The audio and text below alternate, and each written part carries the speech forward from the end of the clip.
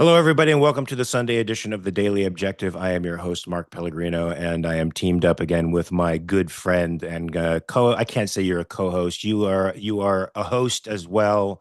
So you're James Oh, no, no, I Valiant. love this context. I'm the talent.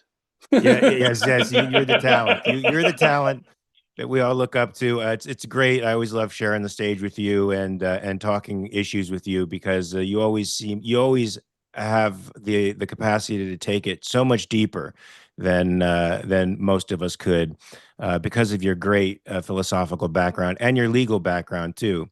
Well, folks, as you know, the Trump administration and conservatives have been trumpeting the fact that there is now peace in Gaza. They were angling, of course, for a Nobel Prize for Trump. That was going to be his big win, which he did not succeed in getting, thank God. But we are now in the first phases of I think, a three-phase peace deal. And the first phase of this deal goes something like this. There is a withdrawal of all IDF forces to a place called the Yellow Line. And after that withdrawal, there is supposed to be a prisoner and hostage exchange, where all of the dead and remaining living Israeli hostages are exchanged for somewhere in the neighborhood of 1,900 Palestinian prisoners, 250 of which were in prison for life. The remaining 1,700 or so were participants in the October 7th massacres. Only God knows what kind of crimes they committed. Now, since the IDF has withdrawn from these territories as per the agreement, Hamas has been asserting its authority in that region. Now, we understand that the next phases of this peace treaty are supposed to be the disarmament of Hamas, and it's supposed to be their depoliticization. So they are no longer allowed to have political power. So we don't know what that looks like yet, whether that means some of these people are to go into exile with the agreement that Israel will not go after them in these foreign countries and kill them the way they deserve, or what that's going to look like at this point. I'm sure Hamas has something up its sleeve. But while the IDF has withdrawn its forces, the Hamas is asserting its influence, and what they are doing is killing and or torturing political dissidents and or people I'm sure they think collaborated with the Israeli armed forces. We are going to show you a video, and this video comes from Ella Keenan. I'm not sure if I'm pronouncing the name right. Daniel, you can tell me if I'm pronouncing it wrong. This comes from her Twitter feed, which reads, Hamas killing their own people in Gaza now that the IDF is pulling out. The mainstream media will not report this. Of course, they won't, because they seem to be on the side of the oppressed. Well, if you want to know who's really oppressing the Palestinian people, you can see from the video we're about to show you. Now, I have to give you a warning. Nobody gets killed in the video, but collaborators do get visibly tortured. And it is a very brutal video. Now, the only reason we've chosen to show you this video in its entirety is because I want you to see, because you need to. I don't want you to turn away. Do not turn away from what you're going to see. The savagery of what the Israelis have had to deal with since 2006, the caliber of human being, which I can't even qualify as a human being. You need to see. Hold on a second, Daniel. You're sending me a note and I can't read it. So hold on. Uh, it was originally posted by Ahmed. I don't even want to pronounce the name. A pro-Palestinian figure blaming Israel for this, allowing Hamas to exist. So now, of course, Israel is blamed for allowing Hamas to exist. They're blamed for trying to kill Hamas. They're blamed. Anything that they do is going to be an ethnocide, a genocide. It's going to be absolutely absurd. Here's what he said. Hamas is deploying militia and governmental forces throughout Gaza Strip, shooting, executing, and torturing opponents, clans, and perceived threats to ensure the terror organization fully restores dominion over the population. This is a failure of Netanyahu's war strategy. No. Well, yes, partly. It's also a failure on part of the international community to understand the animal that they are dealing with. So, Daniel, if you could please show us this video. Let's see what we are dealing with right now. Go ahead.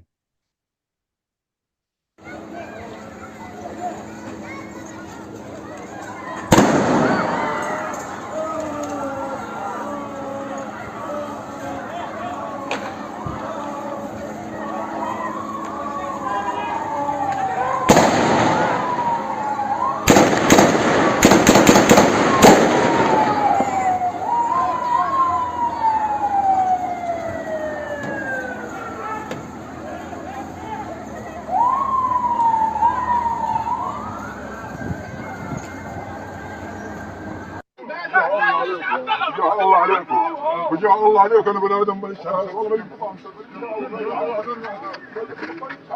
حرام عليك يا عم حرام عليك وانت من ياسر وشباب كلهم تعال تعال ياسر وشباب ارجع ارجع يا حرام وجهك رجع شيخ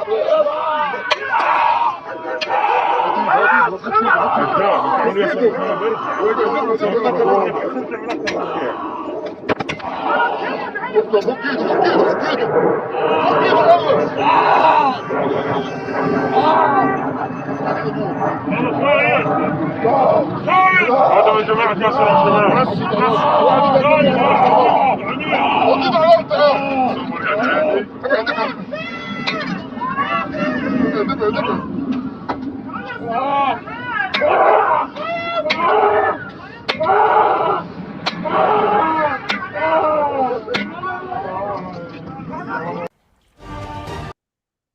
All right, folks, I hope you got as angry as I got. I'm so angry, I feel like crying because this evil has been allowed to persist because of an international community that refuses to see that not only are Hamas animals, but they create a culture, a culture that emulates this kind of despicable behavior. And they are now running rampant because the IDF has been cleared out of the area by the do-gooder United States of America and their fake deal with the other Arab countries in their attempt to aggrandize themselves and their moral position in the world, as opposed to actually dealing with the evil as it exists. James, I can barely speak about this. I'm so mad about this. What do you have to say about this incredible atrocity that's going on over there right now? It is an incredible atrocity. I followed your instructions and I did not look away. Obviously, this is horrific sadism. This is the actual oppression of people. That's what's going to happen when you let these people who are not. I had said this, and I got a lot of grief over the recent months for saying this. The Palestinian people are not fit to govern themselves. I'm going to say that again. The Palestinian people are not fit to govern themselves. The minute the IDF leaves, this is what you see happening. And of course, they're going to be at each other's throats. If Israel wasn't there, if Western civilization wasn't there, would the Islamist monsters be at each other's throats in the most brutal medieval way possible? We're seeing what humans are perfectly capable of, and demonstrated that they're perfectly capable of, in the absence of the benevolent influence of reason and some basic civilized values. But think, almost 2,000 monsters like this are going to be released, either in the West Bank, I think a few even into Gaza, or into other countries. So in exchange for innocent civilian lives, mostly dead bodies, no, in exchange for mostly dead bodies, we're going to get what, maybe 20 living, tortured over the last 2 years, more than 2 years now, enslaved, tortured hostages who were totally innocent and who watched their friends and family get burned, murdered, raped, mutilated 2 years earlier. We're now going to release nearly 2,000 of these monsters in exchange for what? Mostly dead bodies and maybe 20 horrifically tortured people over the last 2 years in exchange for that. Now, everyone is out there saying, "Oh, this is wonderful," celebrating, grasping their hearts, sending up the fireworks. This is not a day for celebration. They say now, these are chickens that I'm not going to count until they've hatched. In each and one of these cases, Hamas has never kept their words. People who are capable of what you just saw here are not good faith partners. If we do get the hostages back and dead bodies back, which it would be a good thing, don't get me wrong, each and every one of those lives is a precious, irreplaceable value. But what we've done is we've set off a chain reaction of more October 7th. We've justified more October 7th. I don't care which, and you say, well, it's Hamas. Hamas will be forced out of power. Okay, Hamas is forced out of power. What's going to take their place? In this cultural context, what could possibly, even assuming Hamas is gone and haven't been resuscitated, because I think, in fact, they've just done CPR on Hamas. Israel had come that close to destroying it, and now they're going to breathe new life.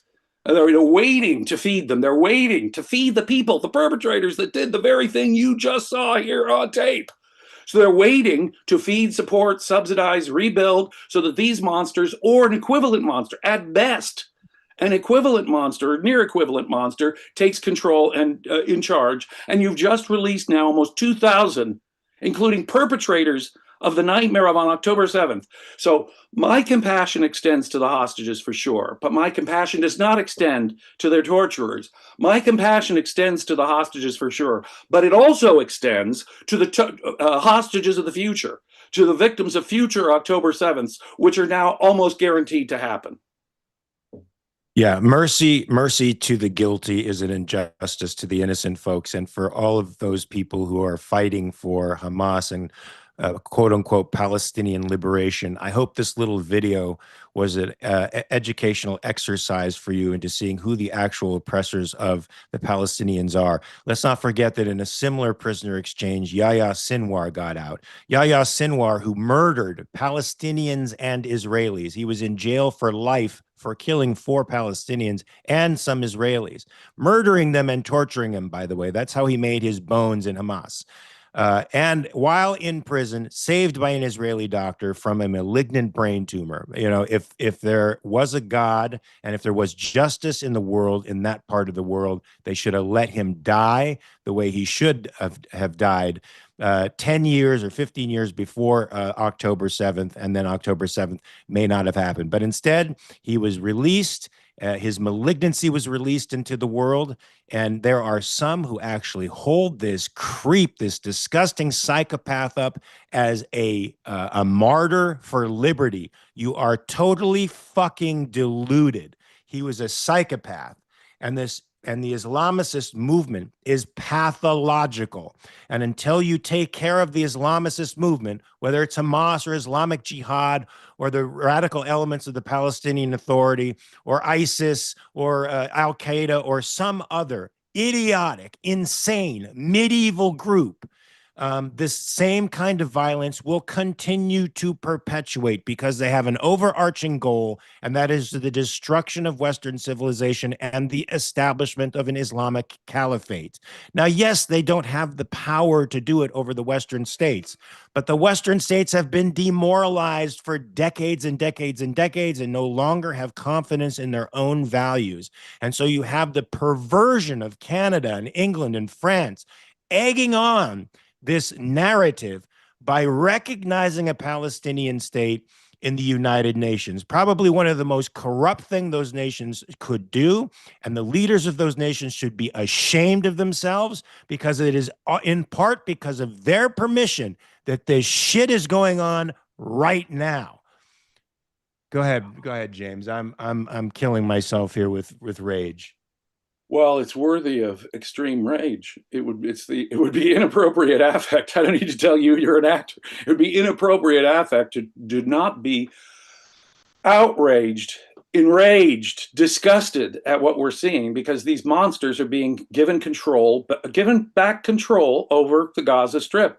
And look, this policy has been a failure. How many times has Israel released, and in disproportionate numbers, mind you? It's not even 1 for 1. Where does this come from? So we get 20 living hostages back for what? 2,000 terrorists being released? I mean, what the hell kind of math is that? I would say don't do any deal at all. Obviously, you're just going to ask for more, even if it was just a 1 for 1 deal. But when you consider the disproportionate quality, they are being given moral sanction, and they're being given immediate material manpower and support for their horrific activity. They're being let again to govern a territory. Now, and how many times has Israel, I've sat through this movie now a few times, where Israel releases many times more terrorists than they get hostages back, whether it's IDF or, in this case, totally innocent civilians. And what has that ever done? It has just gotten us October 7th. And now they want to repeat. We want to sit through the same damn film that we've all seen a dozen times, just recently, mind you. and think that what is Einstein's definition of insanity? Doing the same thing over and over and over and expecting a different result. Well, ladies and gentlemen, there is nothing about this that is going to prevent more hostages taken. Hundreds more. Look, how many hostages were taken? Hundreds. How many living bodies left? Now there was a rescue, got a few out. There were others that got out, mind you. And as a result of what? Israeli military activity is the only thing that got them out at all. And now we're begging and pleading for what? 20 perhaps living and 2 years tortured bodies? For what? 2,000 of these monsters getting released? As the IDF pulls out of Gaza? And we all say, no, well, Hamas can't rule there. We'll recognize a Palestinian state, but we can't be Hamas. Okay, so what other group on the menu do you think is a valid option and that won't be considering exactly this kind of activity? It's like they're brain dead. It's like they're not even thinking.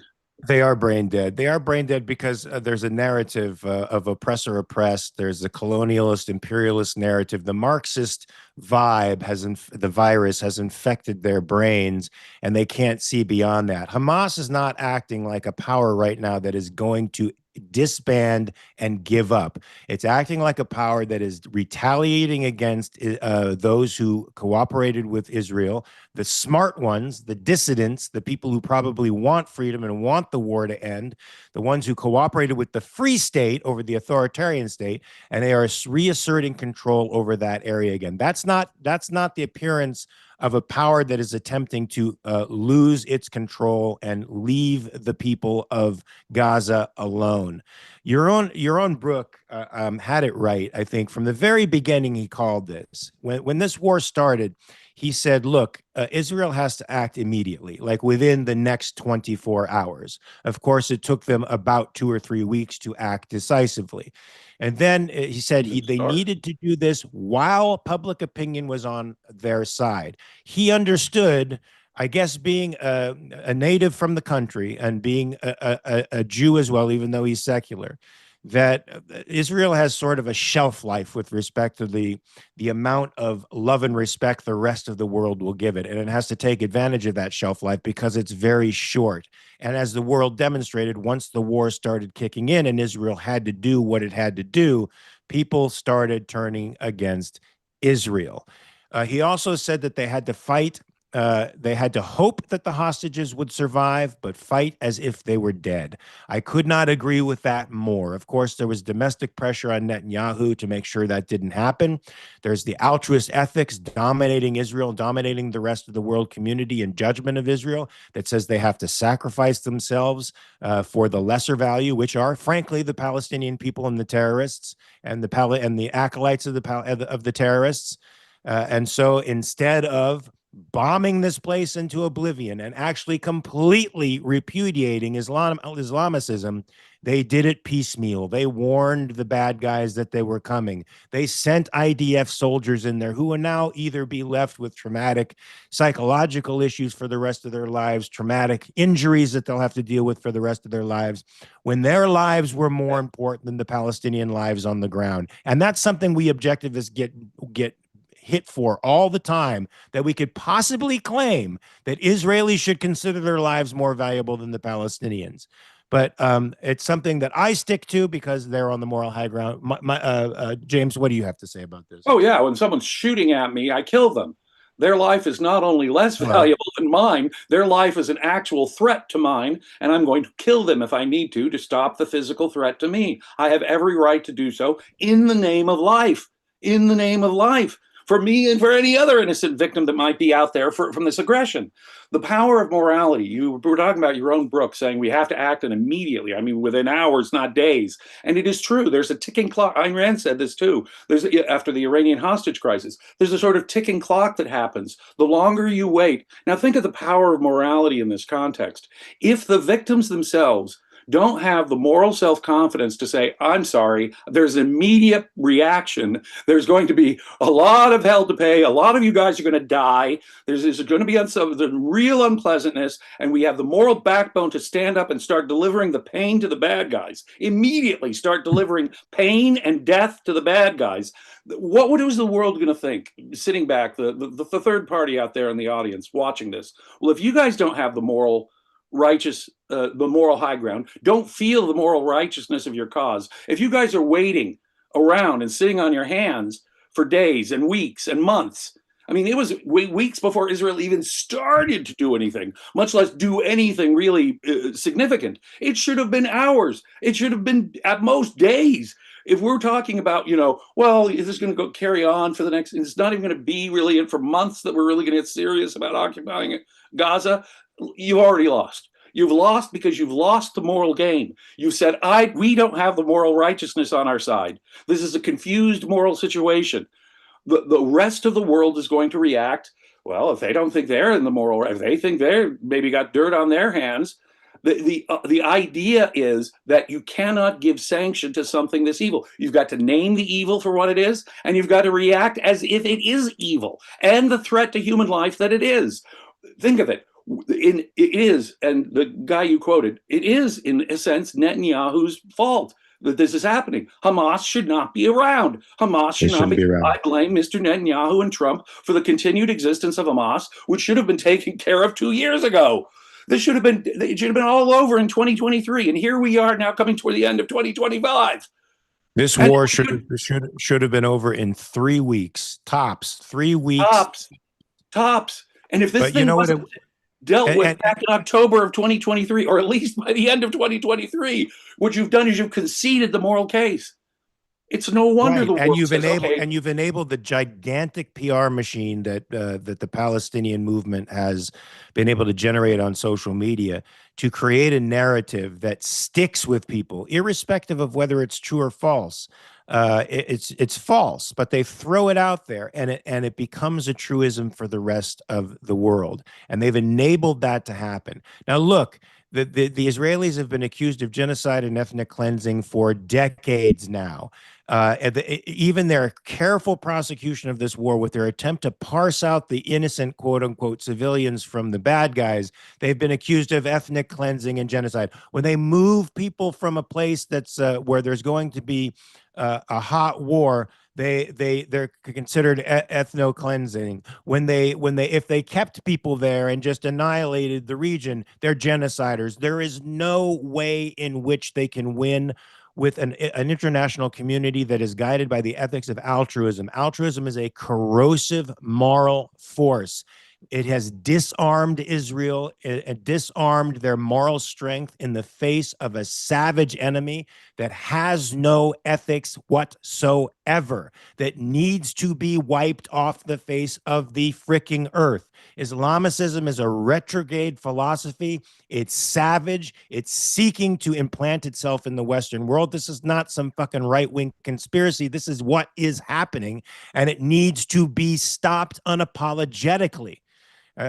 Some people, James, think that religious freedom means we have to let people practice as they choose. No, you have to practice within the limits of understandable normative behavior and under rights respecting law. So you can't enforce the political system of Sharia, the political system of Islamicists, anywhere in the world. It can't be anywhere in the world. It is slavery.